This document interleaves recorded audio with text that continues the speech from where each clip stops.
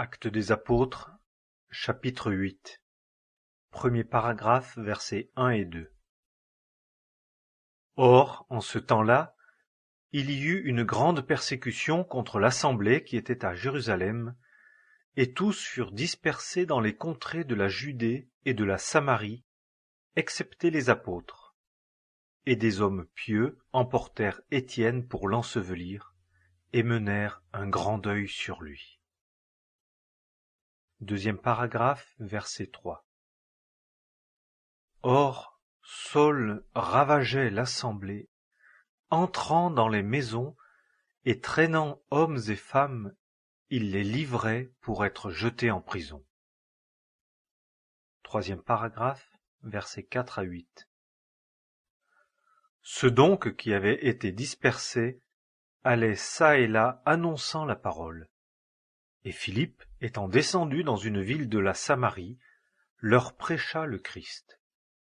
Et les foules, d'un commun accord, étaient attentives aux choses que Philippe disait, l'entendant et voyant les miracles qu'il faisait, car les esprits immondes, criant à haute voix, sortaient de plusieurs qui en étaient possédés, et beaucoup de paralytiques et de boiteux furent guéris. Et il y eut une grande joie dans cette ville-là. Quatrième paragraphe, versets 9 à 13. Or, avant cela, il y avait dans la ville un homme nommé Simon, qui exerçait la magie et étonnait le peuple de la Samarie, se disant être quelque grand personnage, auquel tous s'attachaient depuis le petit jusqu'au grand, disant « Celui-ci est la puissance de Dieu appelée la grande ». Et ils s'attachaient à lui parce que depuis longtemps il les étonnait par sa magie. Mais quand ils eurent cru Philippe, qui leur annonçait les bonnes nouvelles touchant le royaume de Dieu et le nom de Jésus-Christ, tant les hommes que les femmes furent baptisés. Et Simon crut aussi lui-même, et après avoir été baptisé, il se tenait toujours auprès de Philippe, et voyant les prodiges et les grands miracles qui se faisaient, il était dans l'étonnement. Cinquième paragraphe, versets 14 à 25. Or, les apôtres, qui étaient à Jérusalem, ayant appris que la Samarie avait reçu la parole de Dieu, leur envoyèrent Pierre et Jean, qui, étant descendus, prièrent pour eux, pour qu'ils reçussent l'Esprit Saint, car ils n'étaient encore tombés sur aucun d'eux, mais seulement ils avaient été baptisés pour le nom du Seigneur Jésus. Puis ils leur imposèrent les mains, et ils reçurent l'Esprit Saint. Or Simon, voyant que l'Esprit Saint était donné par l'imposition des mains des apôtres, leur offrit de l'argent, disant « Donnez-moi aussi ce pouvoir, afin que tous ceux à qui j'imposerai les mains reçoivent l'Esprit Saint. » Mais Pierre lui dit « Que ton argent périsse avec toi, parce que tu as pensé acquérir avec de l'argent le don de Dieu.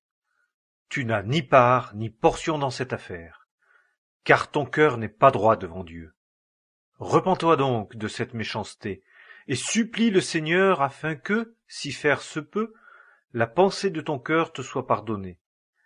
Car je vois que tu es dans un fiel d'amertume et dans un lien d'iniquité. » Et Simon répondant dit, « Vous, suppliez le Seigneur pour moi, en sorte que rien ne vienne sur moi de ce dont vous avez parlé. » Eux donc, après avoir rendu témoignage et avoir annoncé la parole du Seigneur, s'en retournaient à Jérusalem, et ils évangélisaient plusieurs villages des Samaritains.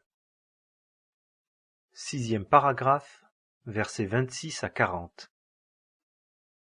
Et un ange du Seigneur parla à Philippe, disant « Lève-toi, et va vers le midi, sur le chemin qui descend de Jérusalem à Gaza, lequel est désert. » Et lui, se levant, s'en alla.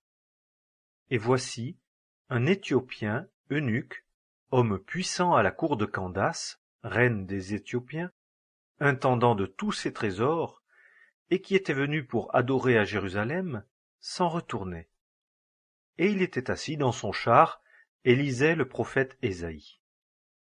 Et l'Esprit dit à Philippe, « Approche-toi et joins-toi à ce char. » Et Philippe étant accouru, l'entendit qui lisait le prophète Ésaïe, et il dit: « Mais comprends-tu ce que tu lis ?»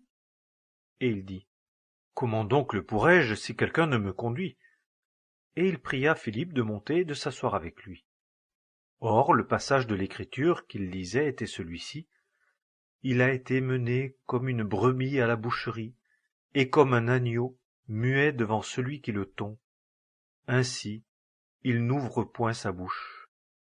Dans son humiliation, son jugement a été ôté. Et qui racontera sa génération?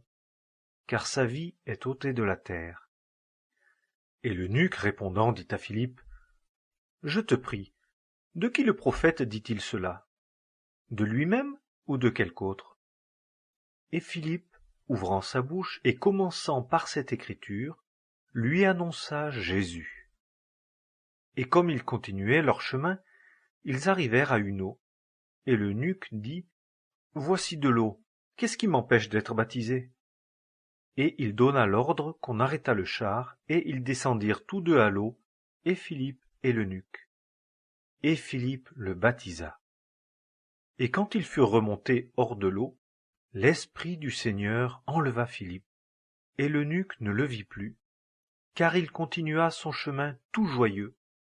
Mais Philippe fut trouvé à Azote, et en passant au travers du pays, il évangélisa toutes les villes jusqu'à ce qu'il fût arrivé à Césarée.